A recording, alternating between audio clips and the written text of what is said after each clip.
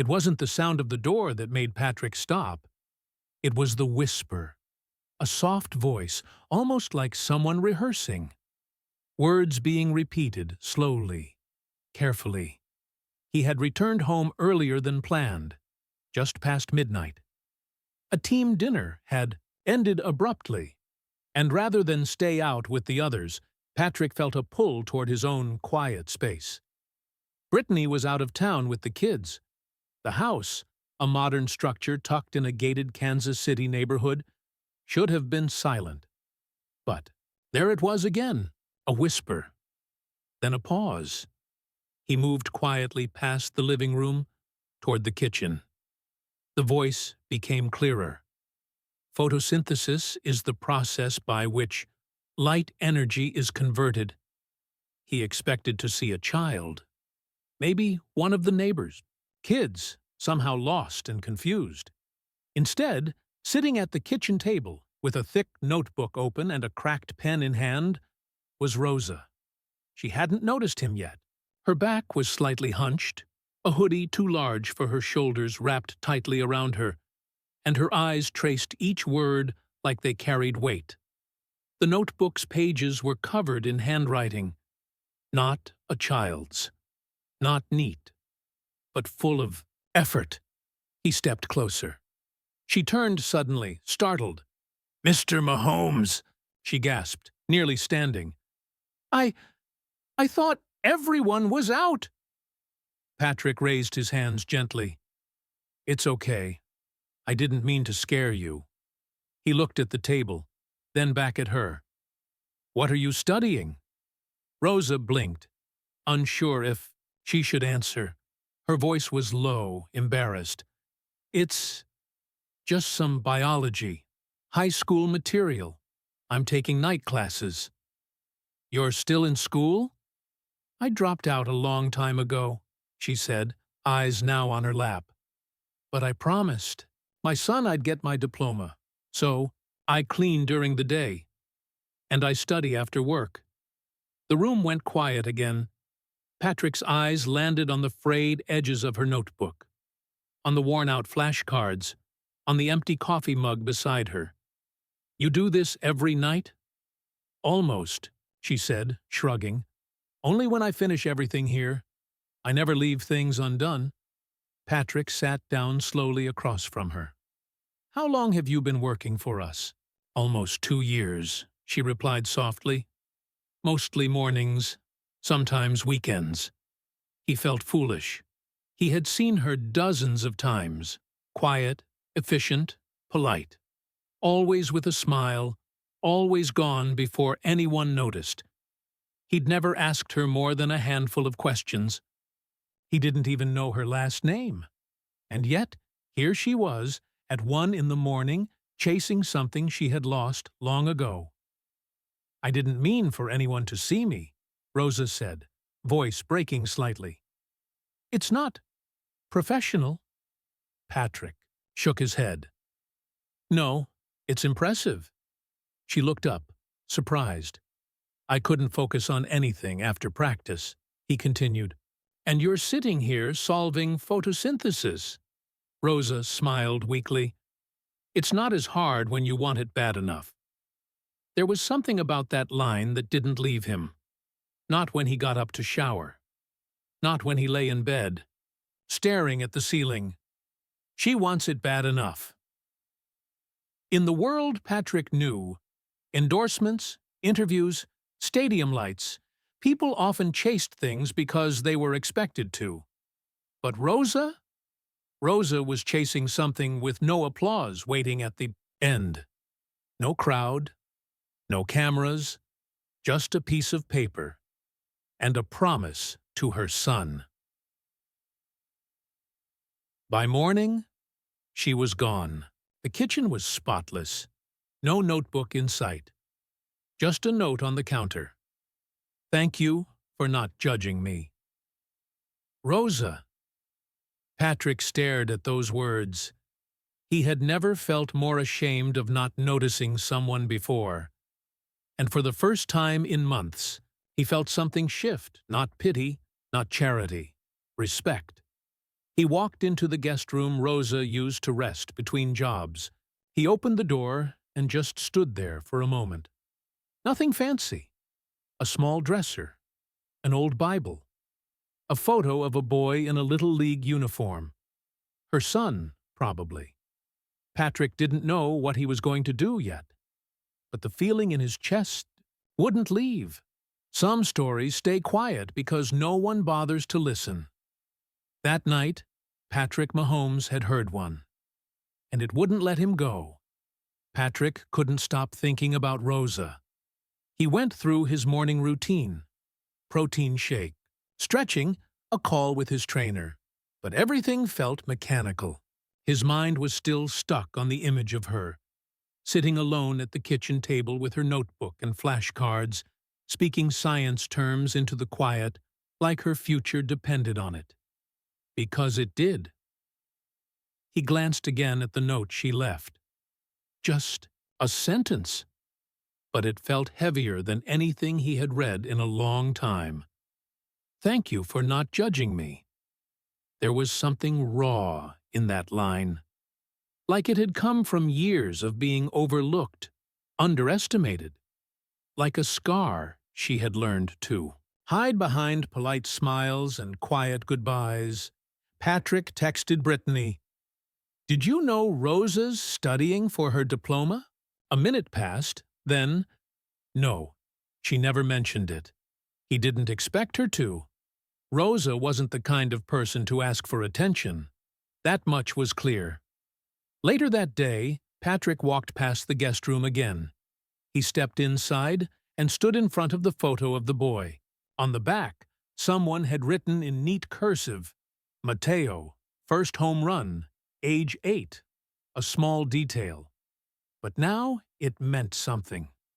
Rosa wasn't just studying for herself. She was fighting to be someone her son could point to and say she never gave up. Patrick opened his laptop. He searched for adult diploma programs in Kansas City. Most were underfunded, some under-resourced. A few offered free support, but the stories in the reviews were sobering. Students quitting after long shifts, moms failing tests after sleeping only 3 hours. He closed the laptop and sat in silence. That night, Rosa returned to clean after hours. As usual, quiet, methodical. Patrick waited until she had almost finished. "Rosa," he called gently from the hallway. She paused, startled again. "Yes, Mr. Mahomes?" "You can call me Patrick." She smiled faintly. "Okay." He pointed to the table. "You studying again tonight?" Rosa hesitated. "If I finish here by midnight." "Do you mind if I sit with you for a bit?" She blinked. "Why?" He shrugged. "I figured maybe I could learn something too." She chuckled nervously, but nodded. They sat in silence at first. Rosa flipped her notebook open. Patrick watched as she quietly read through practice questions. Then he asked, "Do you have a tutor?" She shook her head. "Can't afford one. I watch free videos online, but sometimes it's hard." He leaned forward. "What if you had help?" She looked up. "Like what?" "I could talk to someone. Set you up with a private tutor." "I'll cover it." She froze. "Mr. Patrick, that's too much. I can't accept that." "Why not?" "It's not your problem." Patrick tilted his head. "You work all day, then study until you can barely keep your eyes open. You're trying to give your son something better. That's exactly the kind of problem more people should care about." Rosa didn't speak right away. Her eyes were glossy. Not crying, but close. "Why are you doing this?" she whispered. He looked at her notebook. "Because last night I saw more determination in you than I've seen in any locker room." Her lip trembled. "I'm not giving you charity," he added. "I'm investing in someone who already made a promise to herself and her son." Rosa lowered her head. I never thought someone like you would even notice me, she said. People look through me. I'm just the one who makes sure the place looks nice. Well, Patrick said softly, I noticed. She closed the notebook slowly, holding it close, like it was something sacred. Thank you, she said. Not just for the offer, but for seeing me. Patrick smiled. Let me know which subjects give you the most trouble. I'll find the right person. And just like that, something shifted between them, not in a dramatic way. No lightning, no applause, just a quiet understanding between two people who realized they were both showing up in different arenas, but fighting just as hard. It had been 3 weeks since Patrick offered to help. Rosa hadn't asked for anything flashy. She didn't want someone showing up at her door with cameras or fanfare. What she asked for, instead, was something small and quiet. A retired public school teacher named Miss Annie, who tutored out of a library 2 nights a week. That's where Patrick first met her. He walked Rosa to the library door on the first evening, insisting on waiting in the car, even though she said he didn't need to. She carried her notebook and 2 textbooks under her arm, her hoodie zipped to the top even in the early summer heat. She looked terrified. Rosa, he said, before she walked inside, you already belong here. Don't ever forget that. She nodded, breathing deep. Then she stepped through the glass doors. Patrick stayed for the full hour and a half. He didn't scroll his phone. He just sat with the engine off, watching the lights of the library windows glow like something sacred. Afterward, she came out smiling. Not a big smile, but real. She gave me flashcards, Rosa said, holding them up, and said I'm ahead of where she expected. Of course you are, Patrick said. You've been training for this longer than most people train for the Super Bowl. Rosa laughed for the first time around him. It was small, but it stayed with him for days. From then on, she went every Tuesday and Thursday. Miss Annie sent Patrick progress updates directly. Rosa didn't know. He didn't want her to feel watched, only supported. Math was her biggest struggle. Writing came easily. Science came with effort. But math was a wall. Until it wasn't. By the 4th session, Miss Annie reported something different. Rosa had stayed late after class, asking for extra practice problems. She had taken home 3 practice exams. And then came the line that made Patrick smile. She's ready to pick a test date. The next day, Patrick invited Rosa to sit at the kitchen table again. A new notebook waited for her, leather-bound, with her name embossed on the corner, Rosa. Elena Ruiz. She sat slowly, unsure if she should touch it. Open it, Patrick said. Inside was a handwritten note. For every night you studied when no one saw. For every moment you kept going when no one clapped. This is just the beginning. Rosa swallowed hard. Why are you doing all this? He leaned forward. Because when you believe in someone, you don't let them keep carrying the weight alone. She wiped the corner of her eye and placed the notebook in her lap like it was something fragile. I want to take the test in 2 weeks, she whispered, before Mateo's birthday. Patrick nodded. Let's do it. The next few days were a quiet storm of nerves. Rosa went to work, studied at night, went to the library, and then back again. She barely had time to breathe, but somehow she seemed lighter. She spoke more, smiled more, walked taller. Patrick noticed. Everyone in the house noticed. Even Brittany, who had returned from her trip, pulled him aside and said, I've never seen Rosa like this. She's glowing. And she was. 2 nights before the test, Patrick found her in the kitchen again. Same table, same chair. But now she wasn't whispering out of fear. She was reciting terms with confidence. She barely noticed him walk in. "You're going to do great," he said. She didn't look up. "I'm scared." He pulled out a chair and sat beside her. "That's how you know it matters." Rosa turned to him. "What if I fail?" Patrick tapped the notebook. "You've already done the hard part. You showed up. Every day. That's more than most people ever do." She smiled, but it shook at the edges. He added, "Besides, I'll be outside waiting when it's over." The test was scheduled for Saturday morning. Rosa asked to leave early that day, even though it wasn't one of her shifts. Patrick told her to take the whole day off. That night, as she left, she paused by the front door. "Thank you, Patrick." He looked up. "For everything." Then she was gone. The house felt different after that. Not empty, but like something important was taking place elsewhere. Something quiet, but powerful. Something earned. Saturday morning came quietly.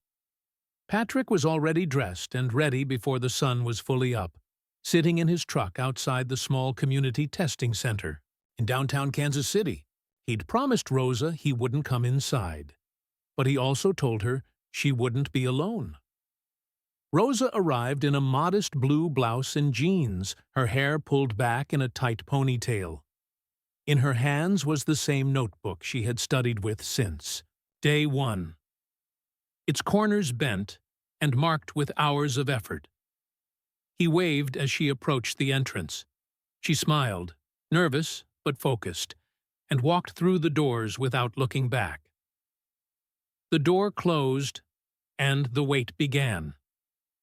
Patrick had played championship games, faced hostile crowds, taken hits from defenders twice his size, but nothing made his stomach twist quite like sitting in that truck, watching strangers pass by while Rosa sat somewhere behind those walls, facing every fear she had worked so hard to overcome. He opened his phone. No signal inside the center. No updates, no clocks, only time. He thought about Mateo, about how this woman had cleaned homes, folded laundry, and scrubbed floors with aching feet, just to keep a promise to a little boy. This wasn't just a test. It was her shot to rewrite how her story ended. He tried reading news, scrolling social media. Nothing helped. At one point, he got out of the truck and walked a few laps around the block, hands in his pockets, sunglasses low on his nose. Someone recognized him, asked for a photo.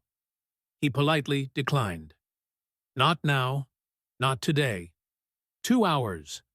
That's how long the test took. He returned to his seat just before the doors opened. A few people trickled out, some smiling, others looking dazed or tired. Then came Rosa. She didn't say anything, just walked straight to the truck and opened the passenger door. Patrick stood beside it, unsure. "How'd it go?" She didn't answer immediately. She was holding something in her hand. Then, slowly, she passed it to him. A small envelope. Sealed. "You can open it," she said, her voice cracking. He looked at her. She wasn't crying, but her hands trembled. He opened the envelope slowly, pulling out a folded paper. It was an official notice from the state of Missouri. The top line said, "Congratulations! You passed." He looked at Rosa. Her mouth twitched. And then, finally, she let the tears fall. Patrick stepped forward, without thinking, and hugged her tightly. "You did it," he whispered. She nodded against his shoulder. "I did it." They stood like that for a long moment. When they pulled apart, she asked, "Do you think Mateo will be proud?" Patrick smiled. "He already is. But when you show him that paper, He'll never forget it. Rosa laughed softly. He thinks I just clean rich people's houses. Now maybe he'll think I'm something more. You always were, Patrick said. You just proved it to yourself. On the way back, they didn't talk much. The air didn't need to be filled. Something had shifted. Not in a dramatic, movie-ending kind of way, but in the quiet confidence of someone who took their story back, page by page. When they reached her place, Rosa opened the door and turned back. I don't know how to thank you, she said. Patrick looked at her and said simply, live like you've already become the woman he thinks you are. She closed the door gently behind her. Back in the truck, Patrick sat still for a moment. It wasn't about fame today, or trophies, or records. It was about one woman, one notebook, and the choice to keep going, no matter how many people looked the other way. And now, finally, she had been seen. 3 weeks passed. Life resumed its rhythm. Rosa returned to her shifts, but something had changed. She no longer moved like someone trying not to be noticed. She stood straighter, smiled more often, and when she spoke, she didn't lower her voice out of habit. Patrick noticed the difference. So did Brittany. So did the kids. One afternoon, Mateo came to the house. Brittany had invited him to swim while Rosa finished tidying up. The boy ran into the backyard, full of energy, but when he saw Patrick, he stopped suddenly. Are you the football guy? He asked, squinting. Patrick grinned. That's me. Mateo shrugged. My mom says you helped her pass a test. She won't tell me everything, but I know she studied for months. Patrick knelt. She didn't need my help. She already had it in her. Mateo nodded, satisfied, then darted off toward the pool. That evening, Rosa asked to speak with Patrick privately. I got accepted, she said. To what? To a community college, she replied, beaming. I applied to their early childhood education program. I want to be a teacher's assistant. Maybe one day, a full teacher. Patrick's chest swelled. That's incredible, Rosa. She looked down.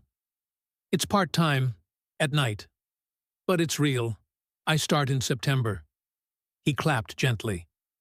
That deserves a celebration. She laughed. I don't want anything big. Just, I wanted you to know.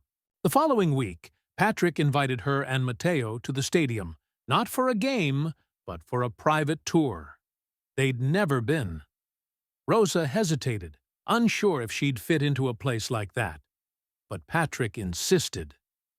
When they arrived, he guided them. Through the locker rooms, the training center, even let Mateo toss a ball on the turf. The boy's eyes lit up like fireworks, but the last stop was the most unexpected. Just outside the team's media room, a hallway was lined with framed photos and plaques, coaches, staff, community stories, people who had made a difference. And there, freshly hung, was a new addition. It was a simple frame. Inside, a copy of Rosa's high school diploma. Below it, a plaque that read, Rosa Elena Ruiz, a reminder that determination is louder than circumstance. Rosa froze. Patrick placed a hand on her shoulder. I asked if we could put it here. They agreed. Because people like you should be seen, not just for what you clean, but for what you carry. Tears welled in her eyes. I don't deserve this, she whispered. You earned this, he replied. Every word, every page, every night you thought no one noticed. This proves they matter. Mateo looked up, reading the plaque aloud. Then, proudly, That's my mom. The three of them stood in silence. In that hallway, between the noise of sports and the quiet of forgotten stories, Rosa became part of something bigger than struggle. She became a symbol of what happens when someone chooses not to give up and someone else chooses to notice.